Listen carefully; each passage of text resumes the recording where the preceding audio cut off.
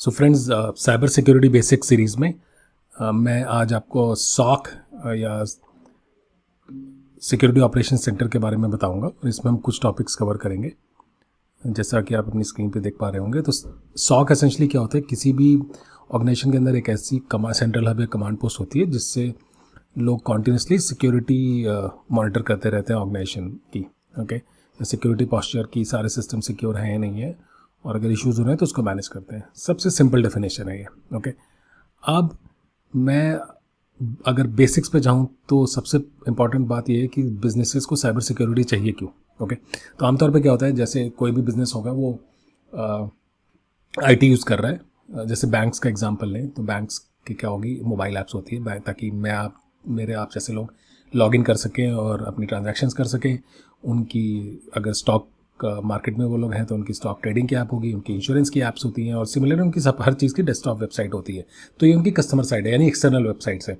लेकिन अगर मैं इंटरनल की बात करूँ तो जहाँ पे एम्प्लॉयज़ हैं, उनके एम्प्लॉयज़ सिस्टम्स को एक्सेस कर देंगे, क्योंकि उनकी लॉगिन डिफरेंट होता है, उनको एक्सेस डिफरेंट टाइप की होती है, क्योंकि अपने हर कस्टमर का डेटा देख सकते हैं, मैनेज कर सकते हैं। तो वो वाली जो एप्लीकेशंस होती है वो डिफरेंट होती हैं, ठीक है, लेकिन दोनों में डेटा शेयर होता रहता है तो कनेक्टेड होती हैं।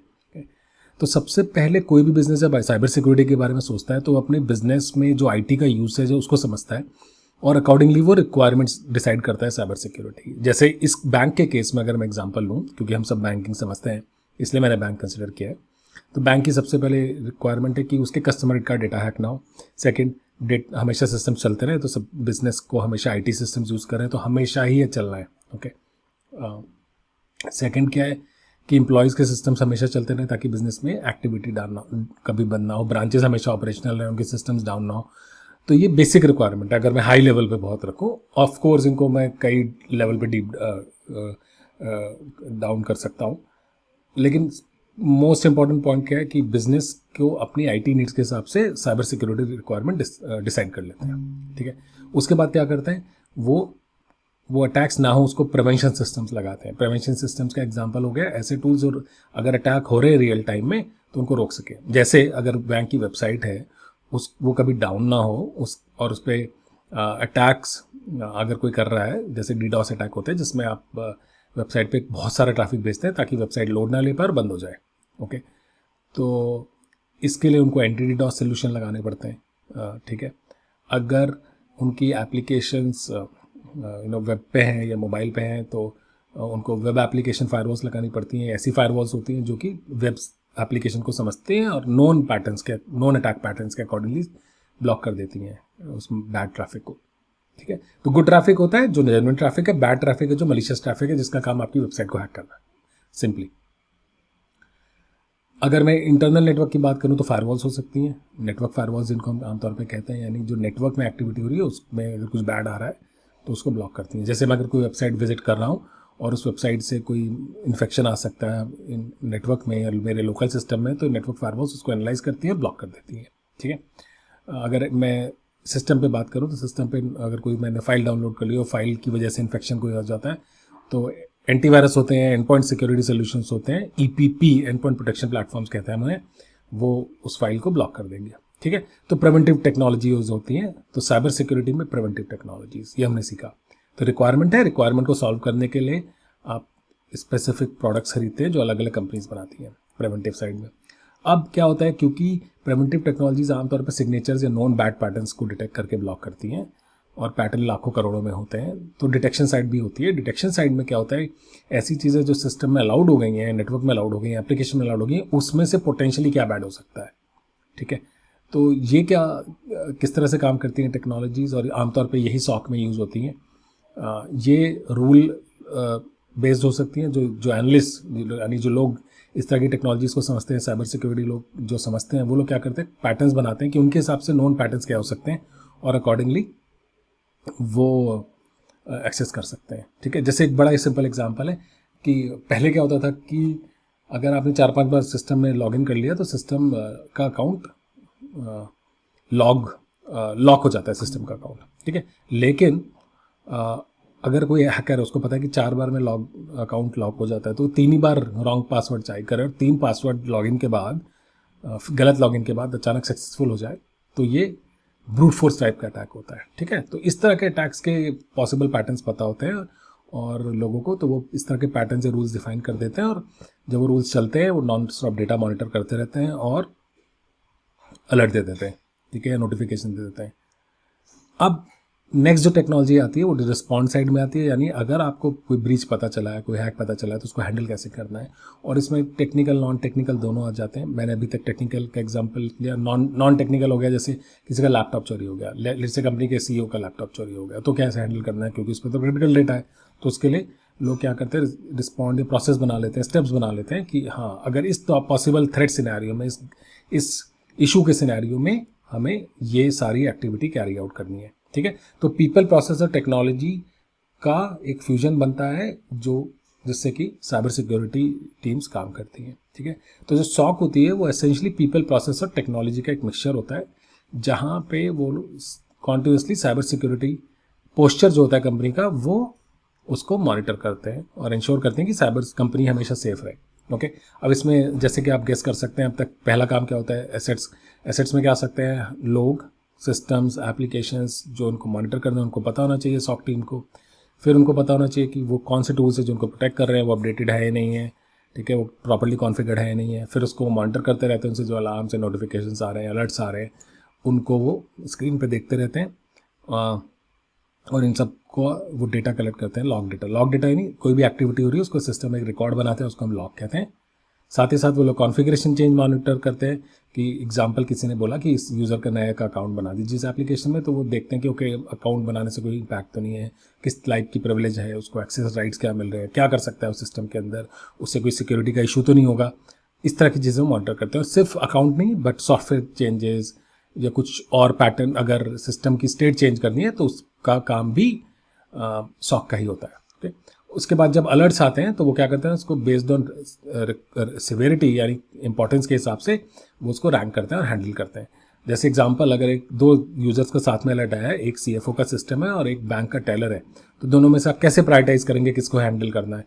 तो सॉक टीम क्या करती है, डिपेंडिंग ऑन किस टाइप का अलर्ट है वो डिसाइड कर सकती है कि मैं CFO का देखूंगा या फिर मैं टेलर का देखूंगा। जैसे टेलर का अगर सिस्टम, उसका अकाउंट डिसेबल हो गया और CFO के में मैलवेयर आ गया, तो आप लॉजिकली आप CFO के सिस्टम को पहले एड्रेस करेंगे, ठीक है। उसके बाद अगला जो है काम होता है, अगर जो इश्यूज आ रहे हैं उनको, थ्रेट्स आ रहे हैं, सिक्योरिटी इश्यूज हो रहे हैं, उनको हैंडल करना, सिस्टम को रिकवर करना जब इश्यूज हैंडल हो जाए, कंप्लायंस चेक करना। तो कंप्लायंस क्या होती है, बहुत सारी इंडस्ट्रीज़ में रेगुलेटरी बॉडीज होती हैं, जैसे बैंकिंग में RBI होती है, वो मैंडेट करती हैं कि आपको ये सारे सिक्योरिटी चीज़ें चेक्स होने चाहिए, आपने प्रॉपर्ली कॉन्फ़िगरेशन होने चाहिए, यू नो, रिकॉर्ड्स बनने चाहिए। तो ये पीरियोडिक असेसमेंट चलते रहते हैं, चेक्स होते रहते हैं, और जो सॉक टीम है वो हेल्प करती हैं अपने इन चेक्स के अगेंस्ट। उसके अलावा नेक्स्ट काम होता है सिक्योरिटी को कॉन्टिन्यूसली रिफाइन करना, इंप्रूव करना, जो अटैक्स हुए उनसे लर्निंग लेना, एनालाइज करके और फिर सिस्टम्स को फाइन ट्यून करते रहना कि आपको कोई वापस वो अटैक्स रिपीट ना हो, ठीक है। और लास्ट काम होता है साइबर सिक्योरिटी अवेयरनेस, कि आपके जो इंटरनल एम्प्लॉयज़ हैं या जो आपके कस्टमर्स हैं उनको हमेशा पता रहे कि किस तरह के इशूज़ से बच के रहें। जैसे आप बैंक से ईमेल आती होगी कि किसी अननोन वेबसाइट पे लॉगिन नेम पासवर्ड ना दें, और इनकम टैक्स वाले भी करते हैं, आधार वाले भी करते हैं, जो जहाँ पे हमारा प्राइवेट डेटा रहता है, इंपॉर्टेंट डेटा रहता है, वो सारा आमतौर पे बिजनेसेस या कंपनीज वो सारी अवेयरनेस करती रहती है और सॉक टीम्स में हेल्प करती है, ओके।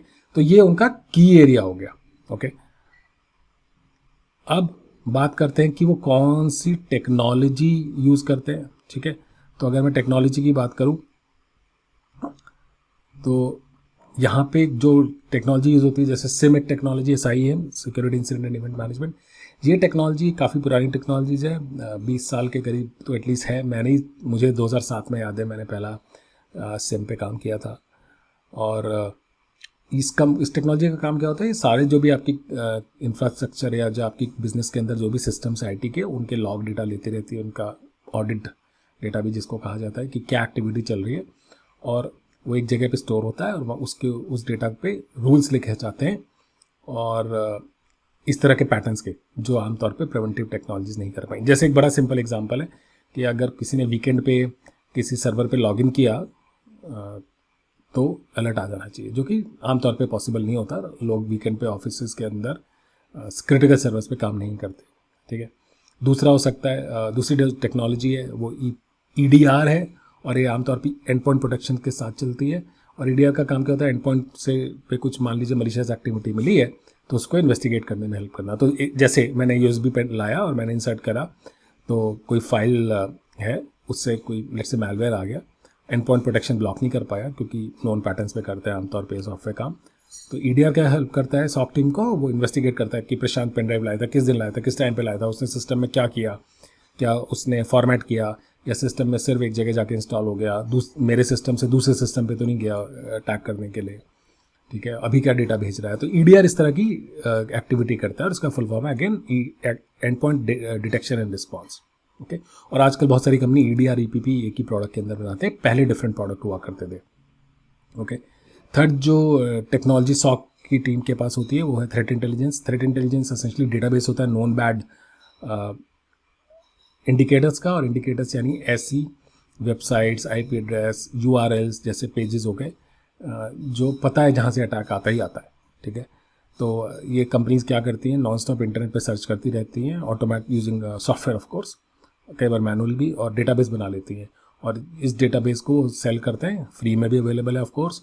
और ये आपके प्रिवेंटिव टेक्नोलॉजीज़ में भी इंटीग्रेट हो जाता है, डिटेक्शन टेक्नोलॉजीज़ में भी इंटीग्रेट हो जाता है, ठीक है। और सॉक के केस में ज़्यादातर टेक्नोलॉजीज डिटेक्शन होती हैं। ओके, तो थ्रेट इंटेलिजेंस जैसे एग्जांपल अगर मैंने अपनी फायरवॉल में डाल दिया कि ये लेट्स एक वेबसाइट है abc.com, वहाँ पे सब, अगर थ्रेट इंटेलिजेंस कंपनी को लगता है कि abc.com पे जो भी ब्राउज करेगा वो इन्फेक्ट हो जाएगी उससे सिस्टम, तो abc.com और फायरवॉल में चला जाएगा। और अब जैसे ही किसी ने यूज़र ने कोशिश करी abc.com पे जाने की तो वेबसाइट ऑटोमेटिकली ब्लॉक हो जाती है। तो ये काम थ्रेट इंटेलिजेंस का हाई लेवल पे होता है। कई बार थ्रेट इंटेलिजेंस स्पेसिफिक एक्टिविटी भी पे डेटा देते हैं, जैसे कोई पर्टिकुलर हैकर ग्रुप्स हैं उनके बारे में इंफॉर्मेशन भी रहते हैं, और वो डिपेंड करता है quality of threat intelligence, company का क्या गोल्स हैं उसके अकॉर्डिंगली, ठीक है। नेक्स्ट जो टेक्नोलॉजी होती है वो NTA-NDR होती है। ये टेक्नोलॉजी नेटवर्क ट्रैफिक को कैप्चर करती है, जैसे कैमराज को हम रिकॉर्ड करते हैं। अगर आप एयरपोर्ट की बात करें तो एयरपोर्ट पे क्या होता है कि प्रिवेंटिव टेक्नोलॉजीज भी होंगी और डिटेक्टिव भी होती है। So prevent not technology, I mean people. तो प्रिवेंटिव यानी जैसे हमारी CRPF हो गई या पुलिस बल हो गया हमारा, अगर कोई अटैक होता है तो ये लोग रियल टाइम अपने आर्म्स को यूज़ करके उनको डिसेबल कर देते हैं, ठीक है। लेकिन उसके अलावा कैमरा भी रखते हैं लोग, रिकॉर्ड कर सकें ऐसी चीज़ जो वो लोग मिस कर जाएँ, और कैमरा में वो शायद पकड़ी जाए। जैसे कोई बैग ले गया चुपचाप अंदर से और बैग उसने कोने में जाके रख दिया, तो आमतौर पे कैमरा पे जो टीम मॉनिटर कर रही है वो इस तरह के एक्टिविटी ट्रेस करती है। ओके, तो यही NTA-NDR एंटायर सॉक का कॉन्सेप्ट होता है। तो NTA कैमरा है नेटवर्क का। जैसे मैंने abc.com पे गया और मैंने जो भी एक्टिविटी करी, क्या पेजेस ब्राउज किए, क्या फाइल डाउनलोड करी, वो सारा रिकॉर्डिंग पूरा ट्रैफिक कैप्चर करके रखते हैं NTA-NDR। और फिर बाद में अगर कोई इशू होता है तो वो आप ट्रैफिक में वापस जाके देख सकते हैं कि प्रशांत कौन सी वेबसाइट पे गया था, उसने क्या पेज दिया। इनफैक्ट वो कई टूल से भी बता देते हैं कि जो प्रशांत ने एकदम एंड पेज उसको दिखाई दिया था वैसा ही वो टेक्नोलॉजी में दिखेगा। ओके, नेक्स्ट जो टेक्नोलॉजी थी UEBA। सो UEBA पहले स्टैंड अलोन हुआ करती थी, आजकल ज़्यादातर सिस्टम्स में खुद ही आती है, और इसका फुल फॉर्म होता है user entity and behaviour analytics. Essentially इसका काम ये है कि आप हर आमतौर पे जो डिटेक्शन टेक्नोलॉजी है उसमें रूल्स होते हैं। UEBA क्या करता है, मशीन लर्निंग यूज़ करता है, और मशीन लर्निंग के आर्टिफिशियल इंटेलिजेंस का फॉर्म है जो डेटा रीड करती है और डेटा से पैटर्न निकालती है, प्रोफाइल्स बनाती है। जैसे आमतौर पे एक ऑफिस में सुबह 9 बजे जब ऑफिस में लोग आने लग जाते हैं तो लॉगिन एक्टिविटी बढ़ जाती है, शाम को 6 बजे लॉग आउट एक्टिविटी बढ़ जाती है क्योंकि लोग ऑफिस से जाने लग जाते हैं, ठीक है। तो सिस्टम क्या करता है, over a period of time, आमतौर पे 30 डे का लर्निंग पीरियड रहता है ज़्यादातर प्रोडक्ट्स में, और वो उसको मॉनिटर करेगा।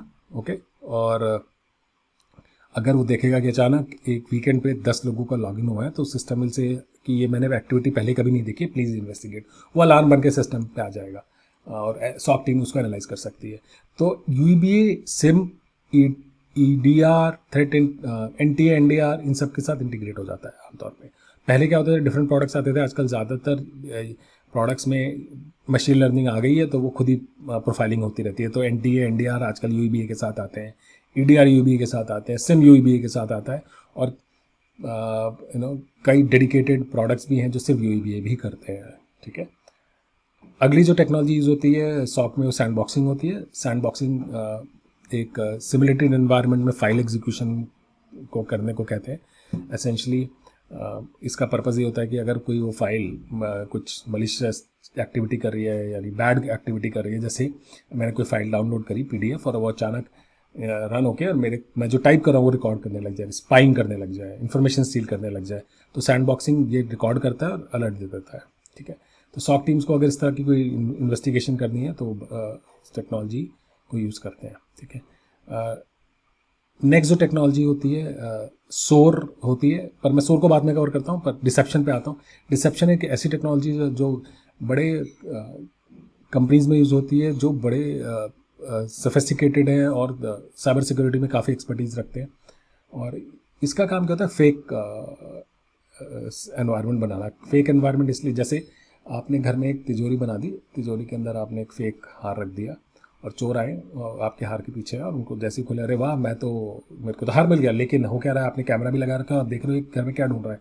क्या वो सीधे तिजोरी की तरफ गया, यानी इसको पता था कि वहाँ यहीं पे तिजोरी है, तो यानी कहीं से कुछ उसने पहले से रिसर्च कर रखी है, इन्वेस्टिगेशन कर रखी है, या वो इधर उधर हर कमरे में जाके फिर तिजोरी पे गया है। तो डिसेप्शन टेक्नोलॉजीज क्या करती है, फेक एनवायरनमेंट क्रिएट करती है हैकर्स को टारगेट करने के लिए, ताकि आप हैकर्स के टारगेट के पैटर्न्स को आइडेंटिफाई कर सके और उससे अपने डिफेंसेस को, अपनी प्रिवेंटिव टेक्नोलॉजीज़ को, डिटेक्टिव टेक्नोलॉजीज़ को बेटर ट्यून कर सके आगे इश्यूज़ के लिए। ठीक है, तो ये टेक्नोलॉजीज़ कम यूज़ होती हैं, लेकिन बड़ी अच्छा कॉन्सेप्ट है इनके पीछे। लास्ट जो टेक्नोलॉजीज बड़ी कॉमन है, and I am sure I would have missed something else, but सोर बड़ा कॉमन है आजकल, पिछले 4-5 साल में आई ये टेक्नोलॉजी। और सोर का फुल फॉर्म होता है security orchestration and automated response. ये टेक्नोलॉजी क्या करती है, मैनुअल पार्ट किसी भी टूल में जो है उसको ऑटोमेट कर देती है, इसलिए इसका नाम ऑटोमेटेड रिस्पॉन्स है। एग्जाम्पल, लेट्स से हम वो पुराना सिनेरियो देते हैं जिसमें एक पर्सन ने, लेट्स से मैंने ही रात में लॉगिन किया अपने ऑफिस के सिस्टम से, ओके, और वो सिस्टम मैं नॉर्मली यूज़ नहीं करता, मैंने एक सर्वर पे लॉगिन किया जो कि कम लोग यूज़ करते हैं। तो कोई अगर सिम से अलर्ट जाएगा और जो सॉक टीम है मुझे कॉल कर सकती है, मेरे मैनेजर को कॉल सकती है कि जी प्रशांत के नाम से लॉगिन हुआ है, क्या आपको पता है? मैनेजर बोलता है हाँ, मैं बोलता हूँ हाँ, तो यानी मैनेजर बोलेगा मैंने अप्रूव कर रखा है, तो आप इसको काम कर दें। सॉक टीम बोलती है ओके, अप्रूव्ड एक्टिविटी, और वो इग्नोर कर देंगे अलर्ट को या अलार्म को। लेकिन दूसरा सिनेरियो जहाँ पे क्या है कि मेरे को मेल आएगा, मतलब मैं गया बिना मैनेजर के अप्रूवल के, क्योंकि मेरी इंटेंट ख़राब है, और मैनेजर को मिल गया, मैनेजर ने नो कर दिया, और तो सॉक टीम क्या करेगी, तुरंत मेरा अकाउंट डिसेबल कर देगी और सर्वर को मॉनिटरिंग कर देगी प्रशांत ने क्या चेंजेस किए। ठीक है, अब ये काम मैनुअल होता है आमतौर पे, इसको करने में कुछ महीने, कुछ मिनट, कुछ घंटे भी लग सकते हैं, डिपेंडिंग ऑन सॉक टीम ने अलर्ट देखा है नहीं देखा है, कितना इंपॉर्टेंट है सर्वर जहाँ पे मैंने लॉगिन किया। और सोर क्या करता है, इस पूरे प्रोसेस को ऑटोमेट कर देगा, कोई ह्यूमन इन्वॉल्वमेंट नहीं है। जैसे ही अलर्ट आएगा सोर ऑटोमेटिकली एक मेल भेजेगा मुझे और मेरे मैनेजर को, मेरे से अगर येस है और मैनेजर से नो है तो ऑटोमेटिकली मेरा अकाउंट डिसेबल हो जाएगा, और ये काम सारा कुछ सेकंड में हो जाएगा। तो ये क्या करता है, ये आपके जो ऑटोमेशन का प्रोसेस यूज़ करता है सारी मैनुअल एक्टिविटीज़ का, ओके। और ये पिछले 4-5 साल में टेक्नोलॉजी बहुत पॉपुलर हो गई है, and because it saves lot of times और pretty good return of investment, यानी हम लोग जितने पैसे दे रहे हैं उसकी वैल्यू है क्योंकि टाइम बचा रही है, ओके। तो ये होती हैं सारी टेक्नोलॉजी जो सॉक में होती है। अब क्या होता है कि जो सॉक में लोग काम करते हैं हम उनकी बात करते हैं, ओके। तो सॉक में जो आमतौर पे जो रोल्स होते हैं, लोग होते हैं, उनको इन टेक्नोलॉजीज़ की समझ होती है। सॉक एनालिस्ट जिसमें सबसे पहला का लोग होते हैं, तो सॉक एनालिस्ट को इन सारे टूल्स जो मैंने पहले बोले इनके बारे में इन्फॉर्मेशन होती है, उसको इंस्टॉल कर सकते हैं, मैनेज कर सकते हैं, उनको उन टूल्स पे यूज़ करना आता है। उनके फिर मैनेजर्स भी होते हैं, ऐसे कंटेंट डेवलपर होते हैं जो थ्रेट, जो कि कोई नई लेट्स से कोई नया पैटर्न आया है अटैक का, या कोई नए डिवाइस को इंटीग्रेट करना है जिससे हमें डेटा पढ़ना है तो उसको इंटीग्रेट कर सकते हैं। कोई नया अटैक पैटर्न आया तो थ्रेट रिसर्चर्स क्या कर सकते हैं, वो उसको अपने डिटेक्शन और प्रिवेंशन सिस्टम में इनेबल कर सकते हैं। जैसे अभी रशिया और यूक्रेन की साइबर वॉर चल रही है और उसमें बहुत सारे डेटा वाइपर्स आ रहे हैं। मेरा आप यूट्यूब चैनल पे देखेंगे तो मैंने, और पॉडकास्ट में भी मैंने जो साइबर वॉरफेयर पे अपडेट्स दे रखी है उसमें ये चल रहा है। तो मुझे 3 डेटा वाइपर्स मिले हैं और मैं चाहता हूँ कि एज ए थ्रेट रिसर्चर कि ये मेरे ऑर्गेनाइजेशन में आना आ जाए, तो मैं क्या करूँगा, उनको एनालाइज करूँगा और उसको अपने एंड पॉइंट प्रोटेक्शन और फायरवॉल्स को मैं ट्यून कर दूंगा कि जैसे दिखें वो ब्लॉक कर दो, तो उससे मेरी ऑर्गेनाइजेशन बती रहेगी। और यही थ्रेट रिसर्चर्स का काम होता है और वो सॉक का पार्ट होता है। और ये सारी टीम मिलकर अपने प्रोसेसेस को, यानी अपनी जो स्टेप्स हैं उनको अप टू डेट रखती है, अपने टूल्स को अप टू डेट रखती है, ओके। और यही काम सॉक का होता है, ओके। और इवेंचुअली उनका गोल क्या है कि ऑर्गेनाइजेशन में साइबर सिक्योरिटी अटैक्स ना हो। एंड इस पूरे सॉक में जो सबसे क्रिटिकल जो चीज़ होती है ना, वो ये होता है कि साइबर सिक्योरिटी में हम लोग को पढ़ना बहुत पड़ता है। तो it's not easy, okay, because attackers को तो सिर्फ एक बार सही होना है ना। और जो सॉक साइड होती है उनको हम हर अटैक बचाना है, चाहे वो कहीं से भी आ रहा हो। तो उनकी एक गलती हो गई, बिजनेस बंद हो सकता है, ओके। और वहाँ पे क्या होगा, हैकर्स को अगर उनको 1,00,000 में से एक भी सही हो गया तो वो बिजनेस बंद कर सकते हैं। तो ये हमेशा जंग चलती रहती है सॉक टीम्स और हैकर्स के बीच में, ओके। तो आई होप ये आप लोगों को क्लियर हुआ हो। अगर आपको साइबर सिक्योरिटी बेसिक्स में कुछ और समझना हो तो please reach out to me. मैं ऑफ कोर्स अपने हिसाब से टॉपिक डालता रहूँगा। मेरा ट्विटर हैंडल पे या आप मेरे यूट्यूब चैनल पे मुझे मैसेज छोड़ सकते हैं। Thank you so much. I will see you next time.